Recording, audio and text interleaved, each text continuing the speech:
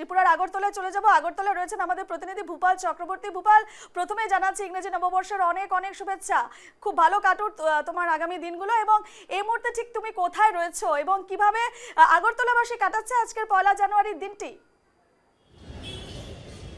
একেবারে রূপা, তোমাকেও ইংরেজি নববর্ষের অনেক অনেক শুভেচ্ছা। আমি এখন রয়েছি আগরতলার সিটি সেন্টারে। আজ সকাল থেকেই কার্যত পিকনিকের ধুম পরিলক্ষিত হয়েছে বিভিন্ন পিকনিক স্পটে। এরপর বেলা যখন শেষ গড়িয়ে এলো, এখন সন্ধ্যা, তারপর ক্রমশ রাত হচ্ছে এবং এই সিটি সেন্টারের সামনে কিন্তু মানুষের ভিড় বাড়তে থাকে। এই পয়লা বৈশাখের দিনে কিন্তু মানুষ সেখানে সময় কাটায় নিজেদের মতো করে, এবং তারা প্রত্যেক বছরই এই সিটি সেন্টারের সামনে আসে এবং নিজেদের মতো করে এই সিটি সেন্টারের এখানে আড্ডায় মশগুল থাকে। আমি চেষ্টা করব কয়েকজনের সঙ্গে কথা বলতে। নতুন বছর কেমন কাটলো? না না, আমরা খুব ভালো কাটছে। একদম। আপনার কেমন কাটলো নতুন বছর? হ্যাঁ, খুব ভালো। 31st কেমন গেল? হ্যাঁ, ভালো। নতুন রেজলিউশন কি আছে নতুন বছরে? তেমন তো কিছু নেই। একদম।